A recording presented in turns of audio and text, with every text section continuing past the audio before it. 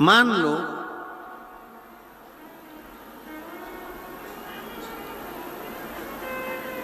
अगर 8 स्थान शरीर के अष्टवक्रेश्वर महादेव का वर्णन करते समय इस बात का स्मरण रहे, 8 स्थान शरीर के ऐसे हैं जहां का तकलीफ स्वयं अष्टवक्रेश्वर महादेव का एक लोटा जल अपने नजदीक के शिवालय में चढ़ाकर भी अगर पी लोगे तो वह 8 जगह की तकलीफ अष्टवक्रेश्वर महादेव समाप्त करते जाते हैं। 8 स्थान। पहला नेत्र, ये भुकुटी के बीच का स्थान, भुकुटी के मध्य का स्थान। मान लो ये भुकुटियां दर्द करती हैं या मध्य में दर्द होता है, उसके लिए अष्टवक्रेश्वर महादेव का जल, मतलब अपने घर के पास जो भी शिवलिंग है वहां एक लोटा जल अष्टवक्रेश्वर के महादेव के नाम से चढ़ाकर उसका पान, भुकुटी। दूसरा कंधा, पीठ। कई लोग ऐसे हैं जो रात्रि को अच्छे से सोते हैं और सवेरे उठते हैं तो उनका ये दोनों हाथ के बीच का जो भाग होता है वो दर्द करता ही है। उस समय पर अष्टवक्रेश्वर महादेव का स्मरण, अष्टवक्रेश्वर महादेव का जल, उसका पान। तीसरा, रीढ़ की हड्डी का डॉक्टर बोल दिया कि ये गुरिया खसक गया है, 1 नंबर 2 नंबर 3 नंबर का यदि कोई क्रम खसक गया है तो उस स्थान के लिए भी अष्टवक्रेश्वर। आप ऑपरेशन बाद में कराना, डॉक्टर बोल दिया है आप ऑपरेशन कराओ, मना नहीं है, पर एक बार अष्टवक्रेश्वर महादेव के नाम से दुर्वा बेलपत्र चढ़ाकर, जल चढ़ाकर, सुबह में दुर्वा का सेवन, प्रदोष काल में बेलपत्र का सेवन और रात्रि को सोने से पहले जो जल अष्टवक्रेश्वर का चढ़ाया हुआ है उसका पान करिए। आपकी रीढ़ की हड्डी का कैसा भी क्रम होगा वो ठीक होना प्रारंभ हो जाएगा। अष्टवक्रेश्वर।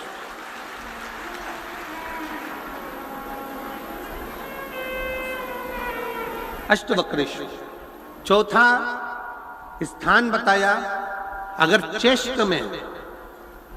चेस्ट में कोई तकलीफ आती है, चेस्ट में गांठ हो जाए या चेस्ट में कोई प्रॉब्लम खड़ी हो जाए तो उसके लिए भी अष्टवक्रेश्वर महादेव का स्मरण किया जाता है। 2 छोटे छोटे पात्र में जल लिया जाता है, दोनों पात्र का जल एक साथ शिव पर छोड़ा जाता है। चेस्ट के लिए दोनों पात्र का जल छोड़ा जाता है और उस जल का पान नंदी के पास बैठकर किया जाता है अष्टवक्रेश्वर नाम से। अष्टवक्रेश्वर। फिर क्रम आया, अगला जो वर्णन आया है, डॉक्टर बोले घुटना बदलना है, घुटने का गैप आ गया है, ग्रीस खत्म हो गया है, दर्द हो रहा है, उसके लिए भी अष्टवक्रेश्वर महादेव का स्मरण करें। घृत का लेपन अष्टवक्रेश्वर महादेव के नाम से शिवजी पर उस घृत को लेकर आना है। उसी घृत को रात्रि को सोने से पहले थोड़ा सा मुख में चाट कर अष्टवक्रेश्वर महादेव के नाम से फिर अष्टवक्रेश्वर। फिर अगला भाग आया अष्टवक्रेश्वर के अंतर्गत, यदि इस गले से जुड़ा हुआ कोई रोग उत्पन्न होता है तो भी अष्टवक्रेश्वर का ही स्मरण किया जाए, जल का पान अष्टवक्रेश्वर।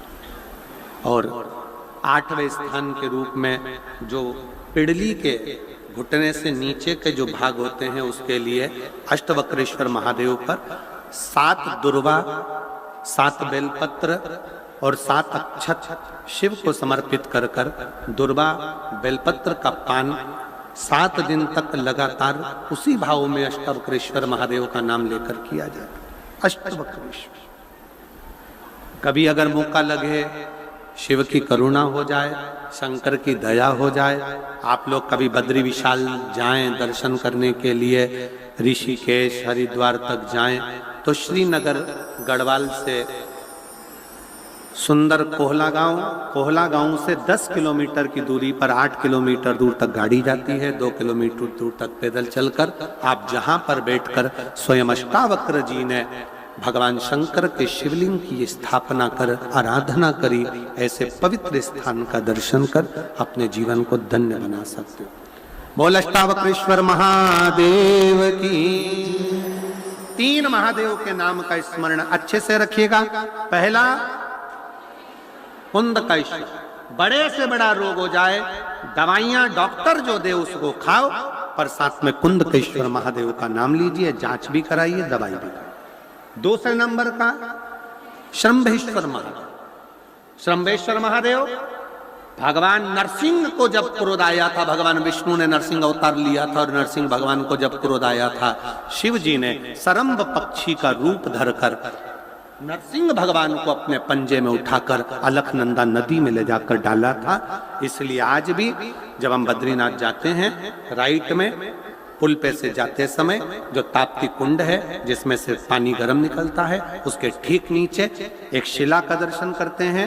वो शिला नरसिंह शिला कहलाती है और श्रंभेश्वर महादेव का स्मरण किया जाता है। श्रंभेश्वर महादेव क्रोध की संयमितता रखता है, चिड़चिड़ेपन को समाप्त करता है श्रंभेश्वर महादेव। और तीसरे नंबर पर है, जम के बोलो, अष्टवक्रेश्वर महादेव। अष्टवक्रेश्वर शिव जी के इन 3 स्वरूपों का वर्णन बड़ा सुंदर भाव से किया। मन और मकान, इन दोनों की सफाई, इन दोनों को साफ करना बहुत जरूरी है।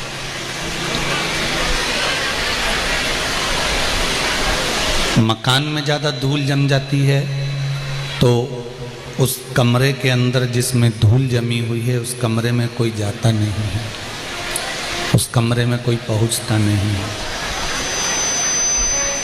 और मन में अगर धूल जम गई, मन के भीतर अहंकार की अगर धूल जमी है, तो उसमें भी परमात्मा प्रवेश नहीं करता, उसमें भगवान नहीं आता। अच्छा, एक बात का विचार करिए, अपने हृदय पर एक बात का स्मरण करिएगा कि घर की धूल को, घर में जो धूल है उसको तो आप एक कपड़ा ले लेते हो, उस कपड़े से झटक देते हो, उस कपड़े से जड़ा देते हो, उस कपड़े से साफ कर देते हो, पर जो भीतर की धूल है, अपने अंदर की जो धूल है, उसे किस कपड़े से जड़ाओ? तो शिव महापुराण की कथा कहती है, वो कपड़ा कोई दूसरा नहीं होता जिससे धूल जड़ाई जाती है, अहंकार की। अहंकार की धूल को जड़ाने के लिए गुरु की वाणी का जो कपड़ा होता है, उससे सारी धूल अपने आप जड़ जाती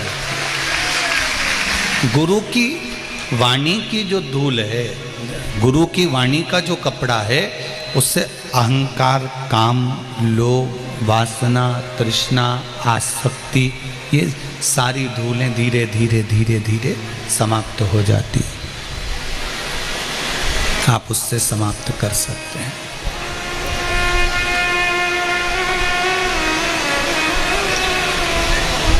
थोड़ा मकान में लगी हुई धूल को झटकना जरूरी है, उसी तरह भीतर उठने वाले अहंकार को, अभिमान को, अहम को शिव महापुराण के माध्यम से झटकना जरूरी है। किसी गुरु की शरणागति, परमात्मा के दरवाजे की शरणागति, भगवान के चौखट की शरणागति, भगवान की भक्ति की शरणागति, गुरु चरणारविंद की शरणागति हमको कुछ फल अवश्य देती है। मात्र एक दुर्वा, शंकर भगवान पर चढ़े हुए जल जब नीचे की ओर आता है, जिस जगह पर जल गिरता है, उस जगह पर मात्र एक दुर्वा प्रदोष के दिन अपनी कामना कर कर इस शरीर के सुख के लिए शंकर भगवान के जल गिरने वाले स्थान के पास में अवधूतेश्वर महादेव के नाम से रख दी जाती है तो जिंदगी में कभी बड़ी बीमारी नहीं आती। उसी तरह जिससे रोग को समाप्त करने के लिए दुर्वा का प्रयोग किया जाए। आप लोगों ने पूर्व में जो शिव महापुराण की कथा कुबेरेश्वर बाबा की धरा से करी थी वो आप लोगों को ध्यान में होगा। दुर्वा कैसे उत्पन्न हुई थी, दुर्वा का महत्व क्या है, कितनी दुर्वा चढ़ाना चाहिए, कैसी दुर्वा चढ़ाना चाहिए, दुर्वा की उत्पत्ति कहां से हुई है, दुर्वा तोड़ने के बाद पानी में डालने के बाद फिर हरी हो जाती है, इसका क्या कारण है, दुर्वा गणेश जी को क्यों चढ़ाई जाती है, शंकर जी को दुर्वा किस स्थान पर चढ़ाई जाती है, ये सारी कथा आपको पूर्व में इसी कुबेरेश्वर बाबा के पावन धरा से सुना चुके हैं जो टीवी पर डली हुई है। कभी आपने नहीं सुनी हो तो यूट्यूब पर से दुर्वा शिव महापुराण की कथा आप निकाल कर उसको श्रवण कर सकते हैं। उसमें वर्णन किया है कि इस दुर्वा का महत्व क्या है, दुर्वा का क्या मात्र एक दुर्वा प्रदोष के दिन शिवलिंग पर चढ़े हुए जल जहां से नीचे की ओर गिरता है उस जगह पर मात्र अपने शरीर की कामना करते हुए भगवान से रोग मुक्ति के लिए एक दुर्वा अगर समर्पित कर दी जाए तो कोई बड़ी बीमारी जिंदगी में आ ही नहीं सकती, ग्रहण ही नहीं पा, मतलब ग्रसित नहीं कर सकती।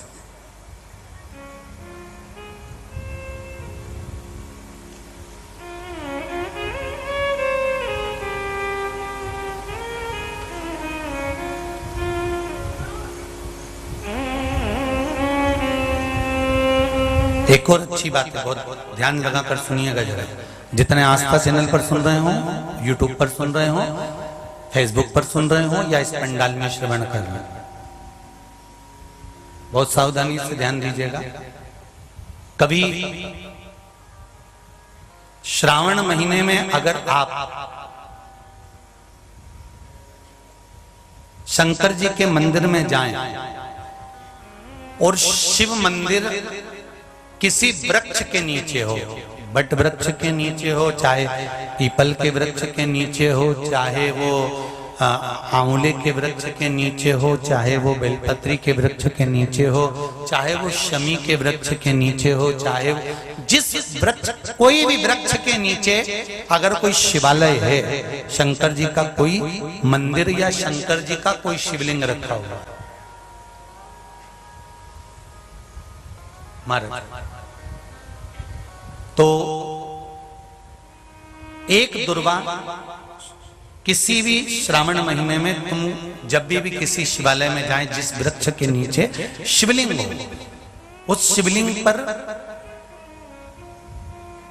ये शिवलिंग रखा हुआ है, ये जलाधारी है, जलाधारी पर जहां शिवलिंग रखा हुआ है वहां कटी भाग है, कटी भाग माता पार्वती जी का हस्तकमल, उसके ऊपर रखा हुआ है शिवलिंग, सामने अशोक सुंदरी और भगवान शंकर के दोनों पुत्र गणेश कार्तिकेय, ऊपर से जल गिरता है जया विषहारा शामलीवारी दौतली देव, ये भगवान शंकर की 5 बेटियां। तो जो कटी भाग है, इस कटी भाग पर अगर मात्र एक दुर्वा समर्पित कर जिसकी किडनी या लीवर डैमेज हो रहा हो, काम नहीं कर रहा हो, या किडनी लीवर में कोई तकलीफ हो रही हो, या डायलिसिस चल रहा हो, तो मात्र एक दुर्वा उस कटी भाग पर श्रावण महीने में समर्पित कर उस दुर्वा के 7 टुकड़े कर 7 दिन प्रतिदिन सुबह के समय पर उसको चबाकर खा लेने पर या निगल जाने पर धीरे धीरे धीरे धीरे डायलिसिस बंद होने लगता है और किडनी लीवर अपना काम करना प्रारंभ कर देते हैं। दुर्वा कोई साधारण नहीं है। विष्णु पुराण में, पद्म पुराण में, अग्नि पुराण में, नर्मदा पुराण में, शिव महापुराण के अंतर्गत दुर्वा की महत्वता है।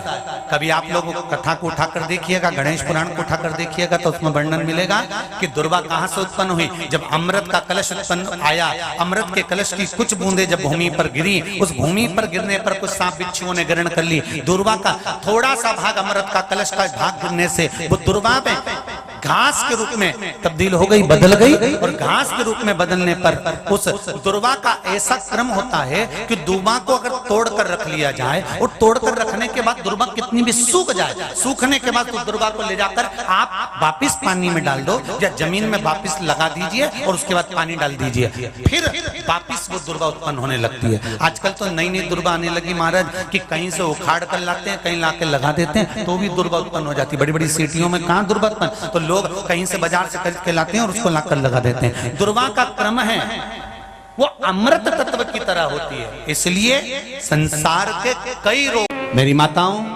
मेरी जीजियों, भाई, सबसे निवेदन करूंगा, घर के बच्चों को एक नियम बना दो कि 1 लोटा जल शिव जी को चढ़ाकर जाना।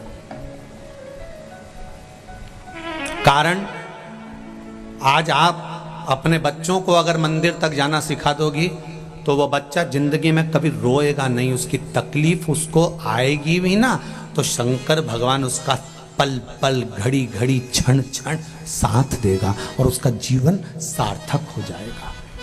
जीवन सार्थक। चढ़ाओ 1 लोटा जल, जो शंकर जी का मंदिर पास में उसमें पहुंच जाओ, वहां जाकर जल चढ़ाकर प्रयास करो कि शिव आराधना हो, शंकर की भक्ति हो।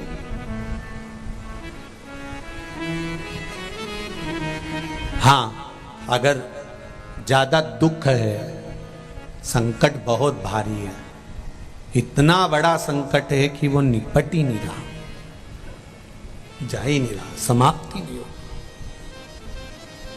फिर 1 लोटा जल, उसमें थोड़ा सा चंदन का छींटा, एक सफेद पुष्प शिवजी पर चढ़ाकर उस चंदन के जल को, लाल चंदन मिल जाए तो ज्यादा अच्छा। कौन सा चंदन? लाल चंदन। लाल चंदन का जल शंकर भगवान पर धीरे धीरे अपने हृदय की कामना कर कर समर्पित करें। सुनेगा। एक पत्र में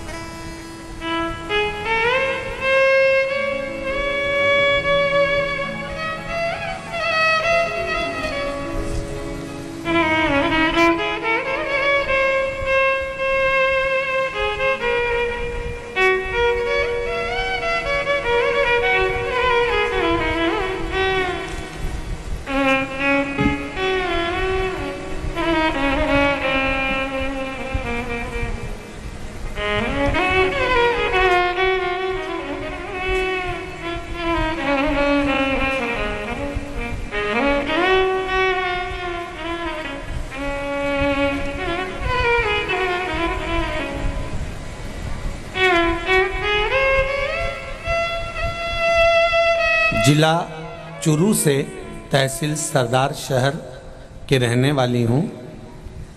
तुलछा देवी स्वामी पत्नी हरिदास स्वामी कहीं बैठे हों तो हाथ हिलाइएगा।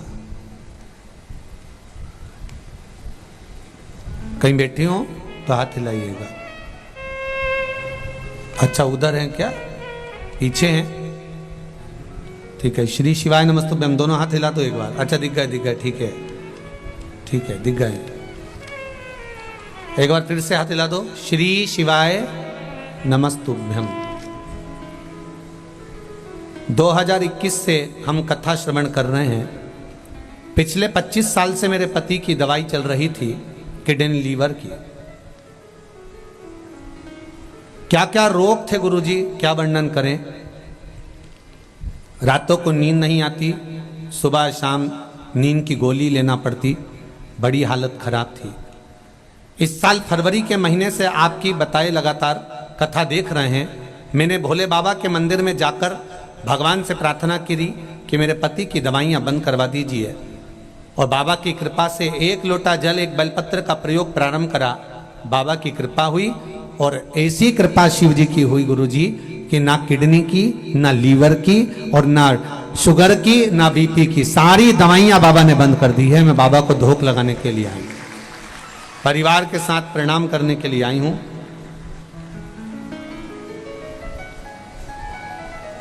माता जी ने लिखा है, मेरे महादेव ने मेरे परिवार पर इतनी कृपा करी कि अब किसी को कोई बीमारी, यहाँ तक जुकाम भी नहीं होता। बाबा की ऐसी कृपा है, जहाँ 24 घंटे डॉक्टर के पास जाना पड़ता था, बाबा ने बचा लिया। बैठिए बहन, श्री शिवाय।